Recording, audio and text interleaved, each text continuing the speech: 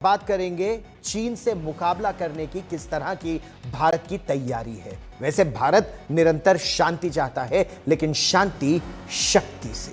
जी हां, भारतीय सेना ने पूर्वी लद्दाख में एक बड़ा कदम उठाया है। भारतीय सेना पूर्वी लद्दाख में अपनी सैन्य तैनाती को मजबूत करने के लिए एक नई डिवीजन वहां खड़ा कर रही है।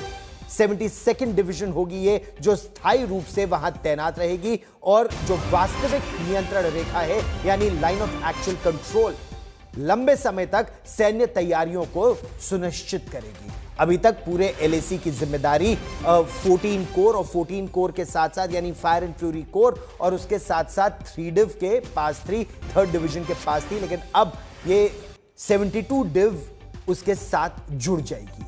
यह कदम सेना के युद्ध क्रम में एक बड़े परिवर्तन का, बड़े बदलाव का हिस्सा है, जिसमें मौजूदा सैनिकों को बेहतर तरीके से डिप्लॉय किया जाएगा, तैनात किया जाएगा।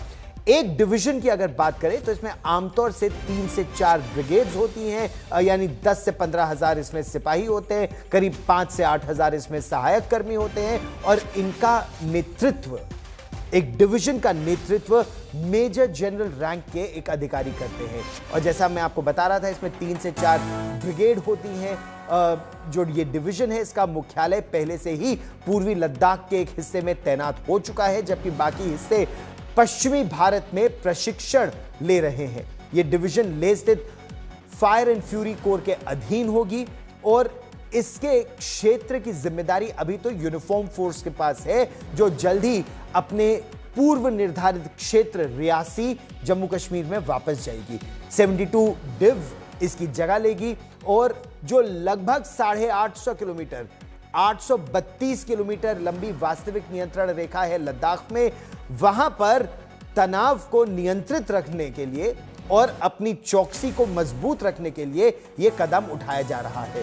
पिछले वर्ष अक्टूबर में भारत और चीन की सेनाएं डेप्सांग और डेमचौक से पीछे हट गई थी, लेकिन मौजूदगी बेहद मजबूती से वहां बनी हुई है। इसीलिए ये जो नई डिवीजन है, ये भारत की नई रणनीति का एक बहुत महत्वपूर्ण भाग है। साफ तौर पर शक्ति से शांति, ये भारत का लक्ष्य है।